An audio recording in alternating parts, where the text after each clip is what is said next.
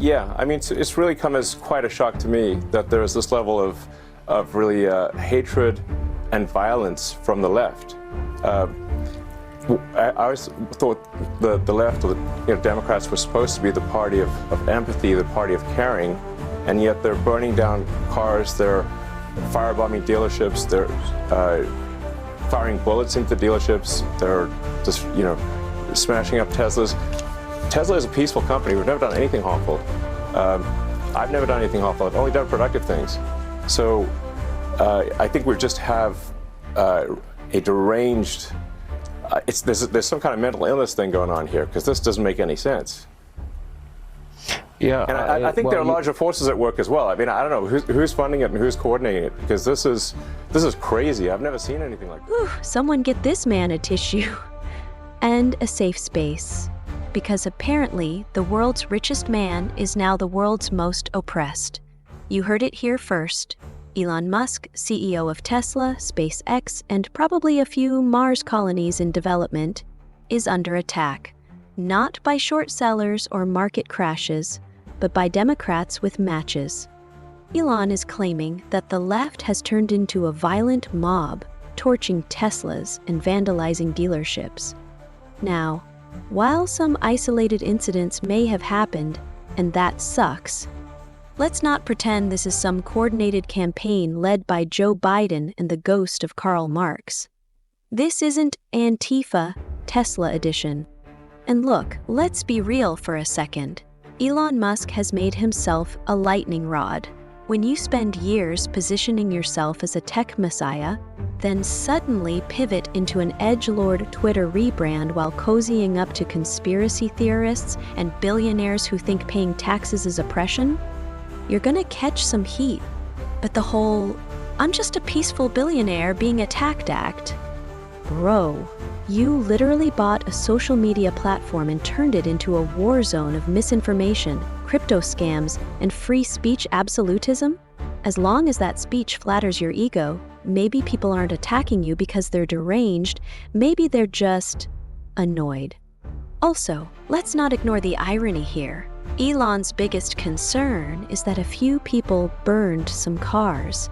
Meanwhile, his companies are accused of union busting, crushing labor complaints, and doing PR somersaults to avoid accountability. But hey, he's never done anything awful. Just ask his army of unpaid interns. And this idea that the left has become the party of hate? Yeah, no. Extremism exists on both sides. Let's not pretend one party holds a monopoly on keyboard warriors or violent rhetoric. If someone firebombs a dealership, arrest them, period.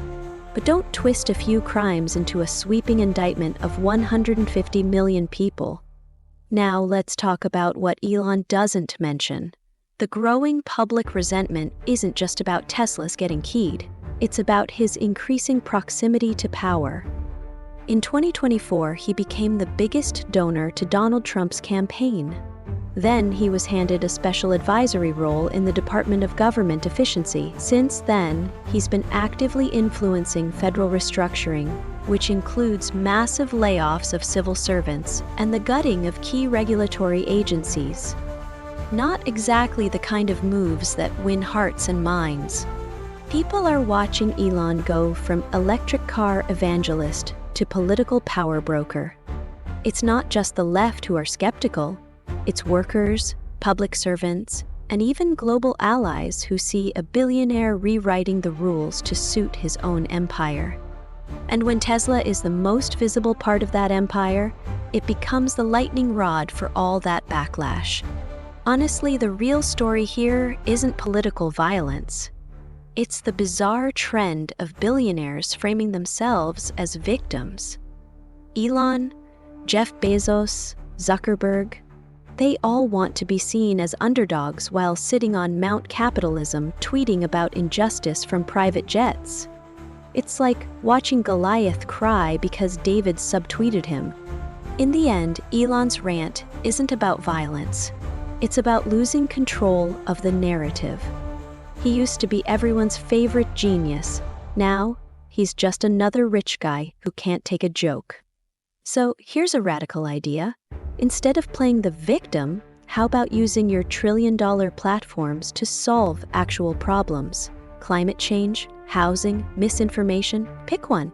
Just maybe stop crying about mean tweets and focus on the rockets. And if all else fails, Elon, you can always make a new Tesla model that runs on billionaire tears. So what do you think? Are billionaires really under attack, or are they just allergic to criticism? Drop your thoughts in the comments, and don't forget to like and subscribe.